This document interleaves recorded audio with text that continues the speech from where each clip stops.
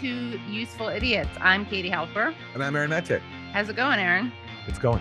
How are you? It's good. I've been knitting lately. Okay. What are you knitting? I knit 2 scarves. One for a friend, and this one also for a friend, but she's 4. Are you starting a collection, or is this just for exclusively for your friends? You mean, yeah, I keep it local. So, I mean, I guess I could turn into a business. It's a little time consuming and expensive to make it a business, but it's I like doing it for the holidays. And I make them, they're very unique because I basically know 2 scarves will look alike because I just kind of pick a pattern as I go. So I do a little knit, purl, different kinds of stitches. Yeah. You can see this one. I don't know if you can see, but it's ribbed. You can see the pattern, right? Yes. Yeah, it's ribbed. Yes. That's it's a new thing that I but then it goes, look, it's ribbed. Now look what it is here. It's no longer ribbed. Then it ribs again. Wow. Very, very complex design. Yeah. Well, I hope one day that hits the streets. Mass market. Maybe you'll be in luck. Maybe you'll turn out lucky, and in March you'll get one. But I don't know if you'd wear a homemade scarf, would you? Probably not. No. All right. I won't waste it on you then. Yeah.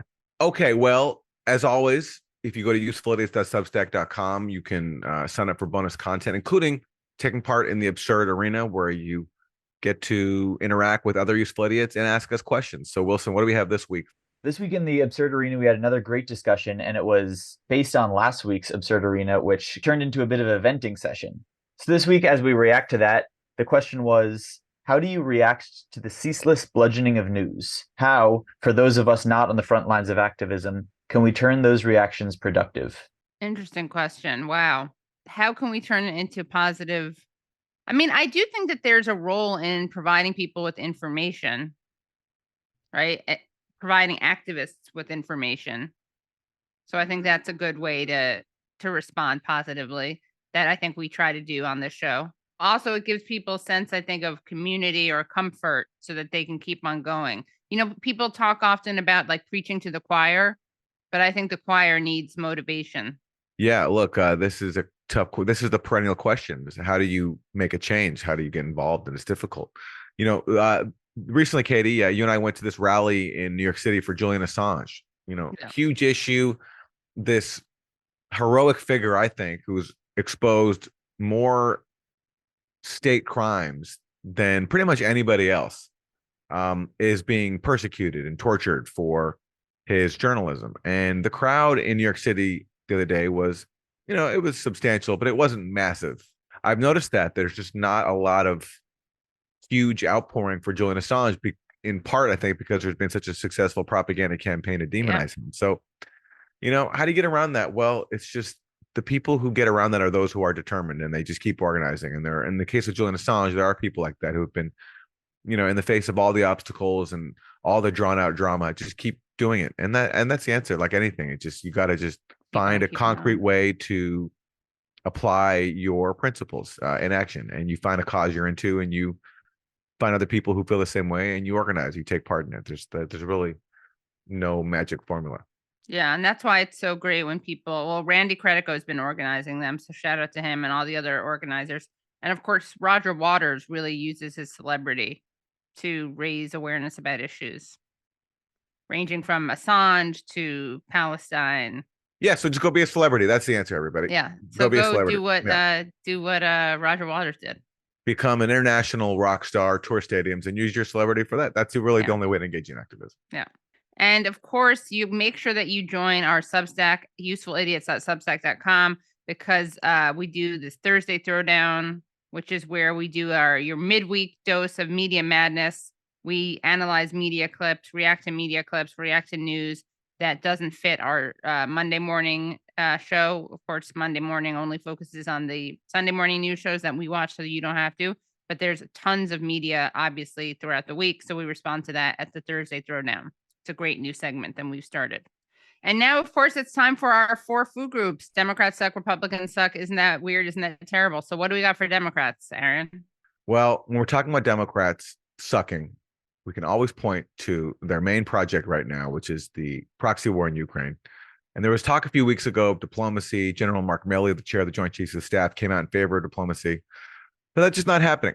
And what's happening instead is just more weapons being sent into Ukraine to keep this war going for as long as possible. So here is the latest one from CNN. The headline reads, exclusive, U.S. finalizing plans to send Patriot missile defense system to Ukraine. And the crazy thing about this is that just a few months ago, the Biden administration was refusing to send Patriot missiles to Ukraine for this reason. This is a headline from Defense One in March of this year. Why the U.S. won't give Patriot interceptors to Ukraine. The article says Pentagon officials will not send the advanced Patriot air defense system to Ukraine, saying Thursday that U.S. forces would need to enter Ukraine to operate it, which is a non-starter for the Biden administration. So back in March, it was a non-starter to send Patriot missiles to Ukraine. Now, December 2022, end of the year, it's a starter. And Patriot missiles are being sent, and no word on who exactly is going to operate them, because it takes months and months, at least 3 months, to train people into operating Patriot missiles. And so does this mean that U.S. troops will be entering Ukraine to operate them? We don't know, but it's another escalation of this proxy war and another sign that this war is not ending anytime soon. Democrats do certainly suck. And here is a just to visualize how much weaponry is going into Ukraine. This user on Twitter made a graphic just to visualize the amount of weaponry going into Ukraine right now from the U.S. This is from Will Geary on Twitter, and look at that.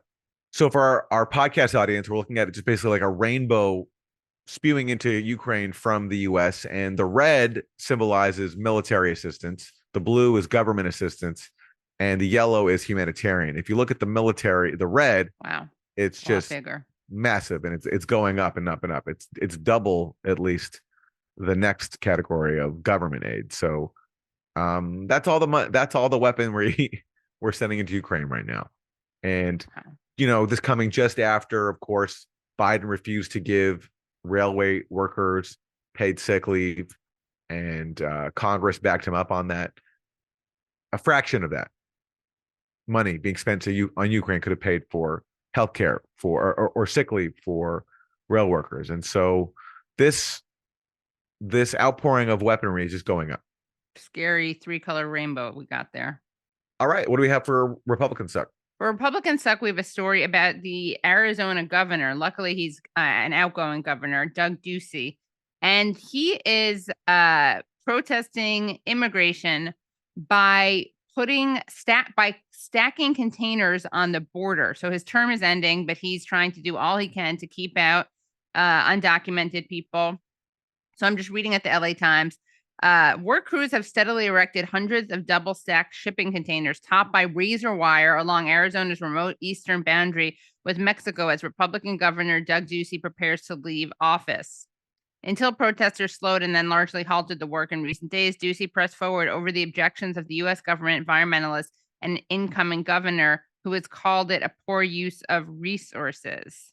So he's basically wasting all these resources, all this money to put these huge containers on the border, trying to make a barrier. But the irony is that undocumented people haven't been coming through the areas that he's putting these containers. And what's really disturbing is that it's causing a lot of environmental damage. So a lot of different organizations are protesting that. And it looks like they finally did stop it. It's finally come to a halt. He was trying to defend it. Ducey was trying to defend it. He said that Arizona holds sole or shared jurisdiction over the 60-foot strip the containers rest on, and has a constitutional right to protect residents from, quote, imminent danger of criminals and humanitarian crises. Arizona is going to do the job that Joe Biden refuses to do, secure the border in any way we can. We're not backing down, but they're actually being forced to back down.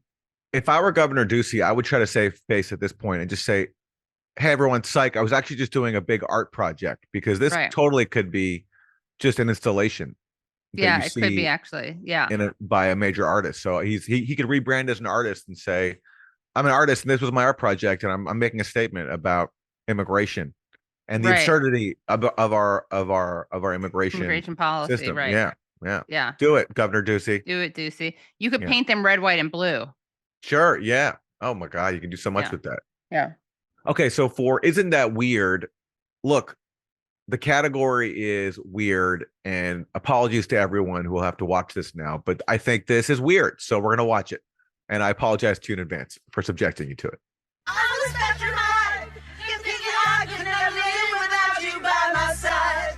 But then I spent so many nights thinking how you did me wrong when I grew strong. And I learned how to get along and real back. Okay, for people who are not watching, I have terrible news for you all, which is that the people in this car karaoke include Hillary Clinton and Chelsea Clinton. Walk out the door. Just turn around now. 'Cause you're not welcome anymore. Okay, that's good. Chelsea's driving, Hillary's Yeah. in the back seat, and I think we got Vanessa Williams there. Vanessa Williams and the comedian Amber Ruffin. So yes, that is Hillary Clinton and Chelsea Clinton doing carpool karaoke. Carpool karaoke is back. Wow. I guess it was on hiatus, but it's come back. So yeah, that's my weird. I saw it, and I thought, here's the former Secretary of State responsible for the deaths of so many people, now getting to ride around, sing carpool karaoke. There's just something weird about that. Well, and it's also perfect because "I Will Survive" really fits with her self-pitying view true. of history. Where everything revolves around Hillary Clinton and her That's loss. true. That is true. She did indeed survive. She's still kicking. She's still doing ridiculous things like carpool karaoke and her book Gutsy Women and master classes. So she is surviving. Yeah, and I wonder if that was a part of her show. So her and Chelsea have a show, right? Yes. Where they go around and they interview other gutsy women. Yeah. All right. Well, that is indeed. I mean, that's one of those borderline cases. It could have been, isn't that weird or isn't that terrible? Fair enough. But you did it as a weird, which is good because it leaves me the terrible. And boy, do I have a terrible for you guys today. So this terrible story, I became aware of it thanks to Daily Mail. They have great stories like this, and they had a great headline. What a cock up. Man and his father-in-law are kicked off a Michigan flight for saying penis, along with another intoxicated passenger. But let's take a look at a video about the story. New this morning, a father and son are calling out Allegiant Airlines and the Flint Bishop Airport after they were kicked off of their flight last night. The pair were planning to fly to Detroit to meet up with family, but never made it off the ground. According to Jason Bauer, he and his dad were joking around in their seats when an unrelated group of people were getting rowdy nearby. Jason says as the other group was getting kicked off of the plane, one of the flight's crew members kicked them off too. They didn't give us a reason until they brought us off the flight. They sat us down.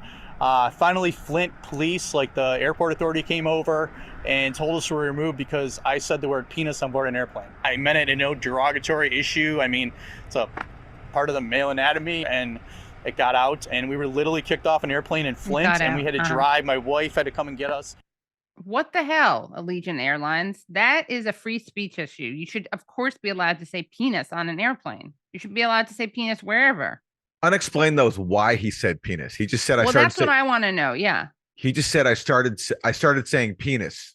He just said I said penis. He doesn't explain why he said penis, and I'd love to know why he. I would like to know also. Yeah. I mean, what do you think he could have been talking about? Maybe the way someone's pants fit.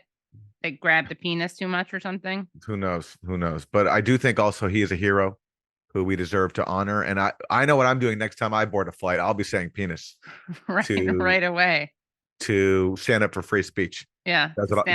Stand up erectly. That's the part that I'll be playing. Like our question today in the third arena was, what can you do to apply your beliefs into action? And so this is what I'm doing. This is how I'm taking a stand. I'm saying penis next time I take a flight. And I encourage everyone watching to do the same. Not fair. It's not fair. It's not fair. All this man did was say penis. Yeah. What's the crime? What's the crime? Show us the crime. Habeas corpus. Habeas penis. All right. So those are the 4 basic food groups. We're really excited to talk to Anna Soroka.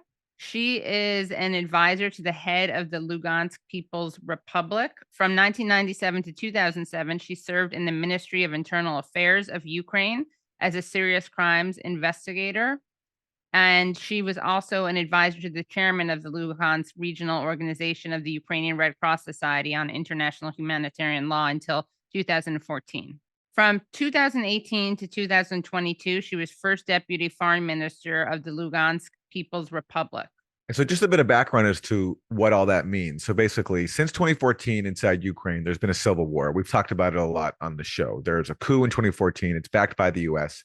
In response to that coup, Ukrainians in the east of the country who feels that the new US-backed coup government is cracking down on them and on their Russian culture, because many people in the east of Ukraine identify with Russia, speak Russian, are ethnic Russians. They rose up and there was a rebellion. And one of the republics that was founded was the Luhansk People's Republic. So our guest, Anna Soroka, has been very involved in that struggle. And in this interview, she's going to give voice to her side of the conflict. And it's a side of the Ukraine conflict we don't hear often because the US is on the other side, fueling this civil war that is now escalated into a full-blown proxy war with the US and Russia on opposing sides. So that's the background to our interview. And let's go now to Anna Soroka.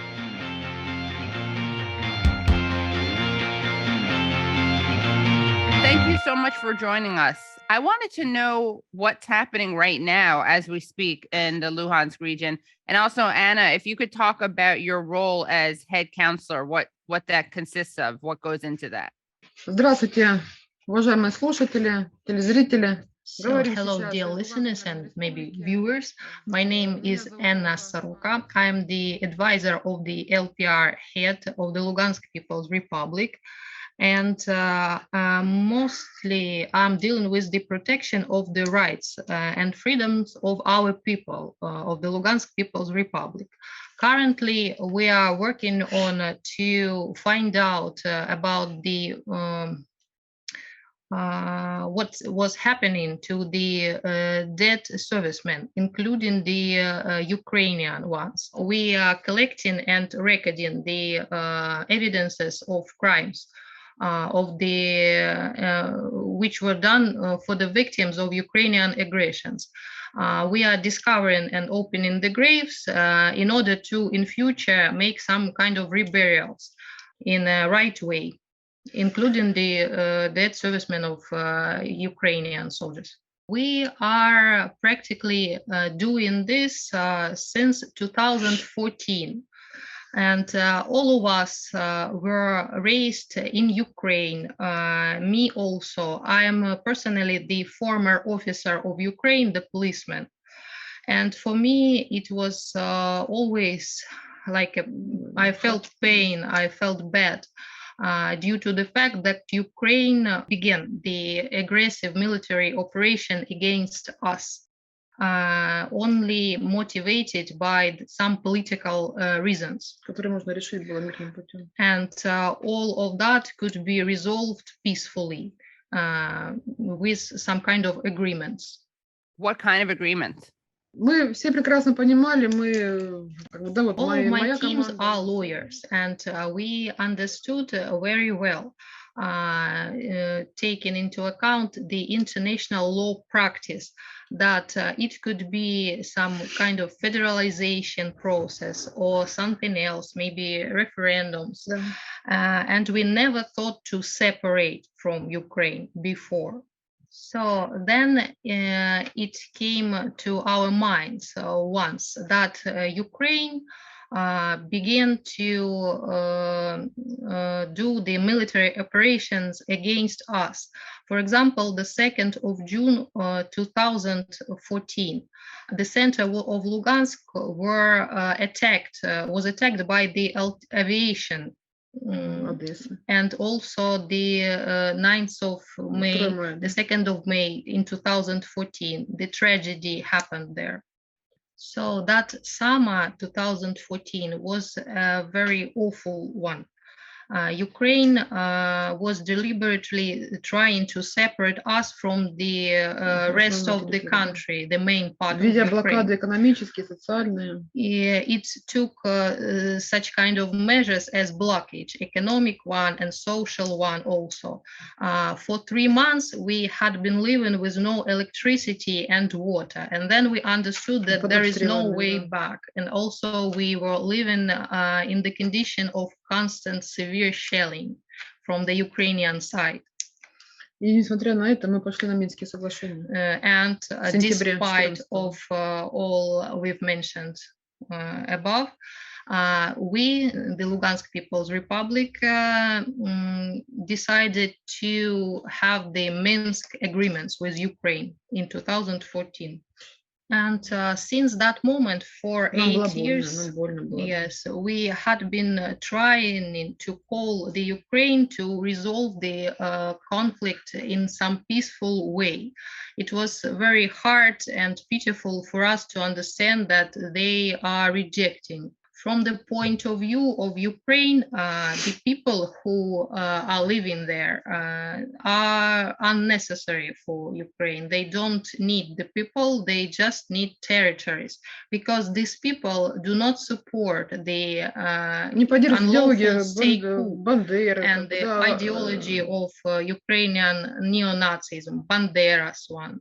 So what happened to the Minsk agreement, the Minsk Accords? Why weren't they implemented? Ну, прежде всего, я уже сказала, конечно же, что украинская сторона... So, as I've already said, Ukraine showed itself as an absolutely incompetent peacemaker and agree maker. Everything we were suggested to Ukraine during this Minsk talks was denied from the Ukrainian side. And as for now, when our territory is already liberated from the Ukrainian authorities, everybody can see clear that who actually was sticking to the Minsk agreement and who were not.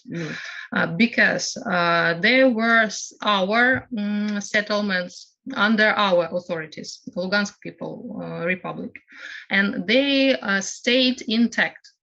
And those settlements which were ruled by the Ukrainian authorities, they are just wiped off the surface of the earth. They are completely destructed. We just saw that the Minsk agreements were completely unproductive. And in the shelling in the end of last year, 2021, the shelling from Ukrainian side became more frequent and became indiscriminately. And in February 2002, the Ukrainian leaders, the politicians, they made oftenly some statement that the civilians of Luhansk People's Republic should be neutralized. The nuclear bomb should be put in the territory of Luhansk People's Republic. So all that we heard, it made us feel that we are supposed to stand up to protect our land and our homes. Because all... Да, наша земля, наша история, почему мы должны подчиняться тому, что нам неестественно. It's our history and our land, and why should we follow the ideology that are not natural for us? Did Zelensky, some people have said that, Zelensky ran as a peace candidate, and he ran who promised to implement the Minsk Accords. Do you think that he was lying, or some say that it was right-wing forces that scared him out of the Minsk Accords? Do you think that's true? Do you think he was scared and intimidated, or do you think he changed his mind? Мы все наблюдали с замиранием сердца за избирательной кампанией, когда Зеленский... Everybody here were watched with bated breath when Zelensky came into elections, and we надеялись, что он принесет мир. Yeah, we hope that he, as a president of Ukraine, will bring peace, and the conflict between Donbas and Ukraine will end. After that, when in 2020 and 2021, we witnessed a lot of trouble. And the shelling, as I've already said, become indiscriminately in Donbas territory. So our hope didn't. Мы поняли, что это всего лишь пустые лозунги. Yeah, we understood that it was just Zelensky's words. Frankly speaking, everybody of us here understands that Ukrainian leaders, military political leadership, were prepared were prepared by their Western curators for many dozens of years to wage this war conflict in Donbas. As educated people, we know very well the history of own UPA, Nazi army of Ukraine. So we can see very well that the roots of this movement, the Nazi Ukrainian movement, are still visible. They were cultivated using the basis of hatred towards us, the ordinary people who just live and work on our land and are not do not support the ideology of Bandera. In 2014, we understood right away that this conflict is not just the civil opposition conflict. This is a policy of Russophobia, and the Western world втянуть, скажем так, Россию в вооруженный конфликт. Was prepared to that conflict to make Russia involved in the armed conflict on this territory. I'm perfectly sure, and I can state it, that most and all of our people who lives there, they have never thought about being separated from Ukraine to create some separate movement. The point was the state structure of Ukraine in 2014. As you remember, it was the unitary state, and it is now actually. But why we did not understood actually why the most of the Western countries are the federal countries, and why we are supposed to stay the unitary state by force. As we know from the history of our world and the practice of the решение каких-то гражданских вопросов, не состыковок, спорных вопросов. For example, the Ireland is a part of Great Britain. Some Catalonia, Basques, Cyprus, any civil conflict can be resolved by agreements. And there were no states, no territories where the tanks were going to, or aircrafts were attacking those territories. So for 8 years, we have been burying our friends and family. And it's very difficult for me to describe. There is no words to describe how hard it is. It's just one single word, pain, because the civilian population, the people just was trying to come out and get some bread, some water, and they have been killed. Я вам покажу сейчас фотографию, если можно увидеть будет. I can show you the picture. These are the remains which we discovered near the settlement of Peromeysk last year. These are the remains of the elderly person, the man who just came in search for bread. He was ripped apart by Ukrainian mines, and what was left was just put into a pot. He was buried like this, and then we discovered his grave and opened, and this is what we saw. Да, то есть как его похоронили, так его мы и нашли в тазике. This is how he was buried and how we opened the graves and what we saw. I wanted to ask your reaction to Angela Merkel. She's the German chancellor who helped broker the Minsk Accords, which you talked about. And she recently said in an interview that basically Minsk was not intended to bring peace to Ukraine. it was intended to stall for time, to give Ukraine time to prepare for war. So this is partly what she said. She said, quote, the 2014 Minsk agreement was an attempt to give Ukraine time. And then she says, and then she says, Ukraine used this time to get stronger, as you can see today. The Ukraine of 2014, 2015 is not the Ukraine of today. And I very much doubt that the NATO countries could have done as much then as they do now to help Ukraine. That's Angela Merkel speaking now. So I'm wondering your response to that, to her seeming admission that Ukraine did not, and Germany, the people who brokered Minsk, did not see the Minsk Accords actually as a peace accord, but as a stalling tactic.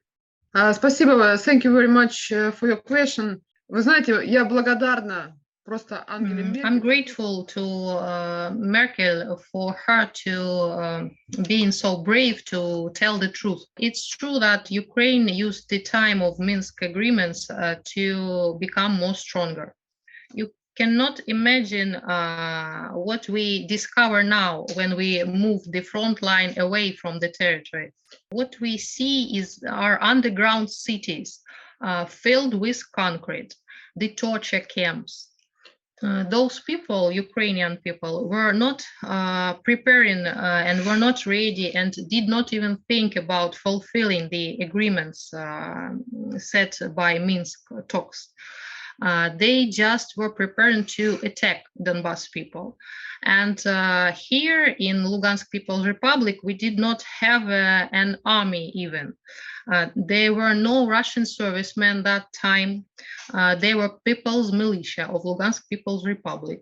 In accordance with the international humanitarian law, we call this category of people the people's militia, as the civilians who bear the arms in their head, seeing the enemy.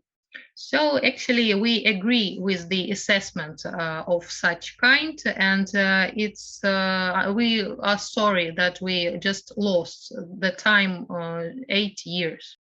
It's actually a very long time, and since 2014, over 2,000 people here, the women, children, and elderly people were dead. A lot of people were forced to leave their homes, and a lot of suffering were done to the elderly people for whom it's hard to move. And we saw and we understand that all the people who were suspicious, who seemed suspicious to Ukrainian authorities, they were subjected to torture, and eventually they were just missing. The way you're described commonly in the U.S. media and by the Ukrainian government is that basically the Luhansk and Donetsk People's Republics are just Russian proxies, that you're controlled by Russia, that your rebellion was started by Russia and propped up by Russia. How do you respond to that? Я отвечу, вы знаете как, я по-моему, начала уже. I started my performance stating that we have never thought about separatism here. And we can even recollect the question set on the first referendum, 2014. It was the question about federalization, not about to separate from Ukraine. And in the hardest time, in 2014, in August, Russian Federation, and we feel very grateful to Russian Federation for this, they could give us some food parcels and medical care also. And without this kind of help, under the conditions of blockage from the Ukrainian side, we just would die. So it's what it is. Russia didn't insist on anything here, never. And in 2014, it was the awful tragedy for our people. Actually, nobody was forced Russian or Ukrainian tanks and Ukrainian aviation to come here and to shell and attack our territory. And we have a lot of photos and videos to prove. Everybody forgets now already the history, the roots of the conflict in Donbas, but it's very easy to remember. We remember how our elderly people just was coming out to the streets and was trying to talk to the Ukrainian servicemen, and they were just asked the Ukrainian servicemen, why did you come here? We are not going to fight you. They were just trying to agree in some peaceful way. They were telling them, the Ukrainians, that we just are not supposed to worship, and we are not going to worship Bandera. You've made reference now several times to Bandera. So that's Stepan Bandera. He's the founder of the Organization of Ukrainian Nationalists. He collaborated with the Nazis during the Second World War in rounding up Jewish people and Poles for deportation and death, and later fought the Soviet Union. And his followers now today in Ukraine include groups like the Azov Battalion, the neo-Nazi group. Why do you see Bandera's followers as such a threat to your people today? And to hear the rest of the interview, please go to usefulidiots.substack.com. That was really interesting. Not a perspective we get to hear at all in the NATO states of the world. So very cool to hear from someone on the other side of the Ukraine war. We only hear Ukrainian voices really from one side. So very interesting to get a very different perspective. Sometimes I think when we're having these discussions about the war, it gets a little abstract, and it's, I think, really important to hear from people who are there to remember what kind of impact it has on people's lives. Absolutely. And to hear the full interview, go to usefulidiots.substack.com to get that and all kinds of bonus content. Bye, everybody. Bye. Hello, thank you so much for listening to and watching Useful Idiots. For full episodes and extended interviews, please subscribe at usefulidiots.substack.com. You can subscribe on YouTube at youtube.com/usefulidiots for clips, live streams, and full episodes. Also, subscribe to us wherever you find your podcast. Follow us on Twitter at UsefulIdiotPod and use the hashtag UsefulIdiotsPod. Join us Mondays at 10 a.m. for the Useful Idiots Monday Morning Show, where we discuss the Sunday morning news shows so you don't have to watch them.